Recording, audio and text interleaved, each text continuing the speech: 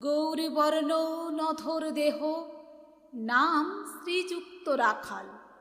জন্ম তাহার হয়েছিল সেই যে বছর আকাল।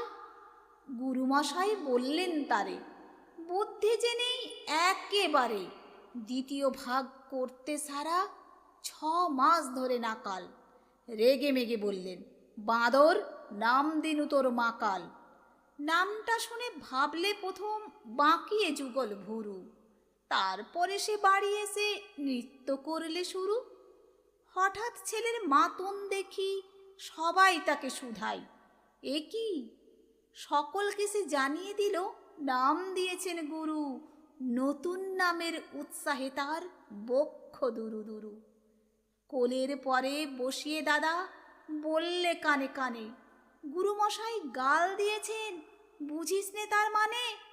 রাখাল বললে, কক্ষনো না, মা যে আমায় বলেন শোনা, সেটা তো গাল নয়, সে কথা পাড়ার সবাই জানে। আচ্ছা, তোমায় দেখিয়ে দেব, চলো তো ওইখানে। টেনে নিয়ে গেল তাকে পুকুর পাড়ের কাছে। বেড়ার পরে লতায় যেথা মাকাল ফলে আছে। বললে, দাদা সত্যি বলো, শোনাচ্ছে মন্দ হলো?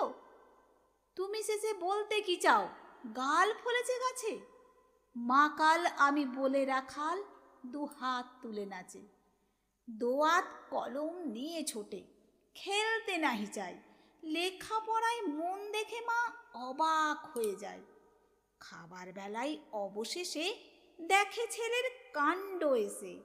মেঝের পরে ঝুঁকে পড়ে খাতার পাতাটাই লাইন টেনে লিখছে শুধু, মাকাল চন্দ্র রায়।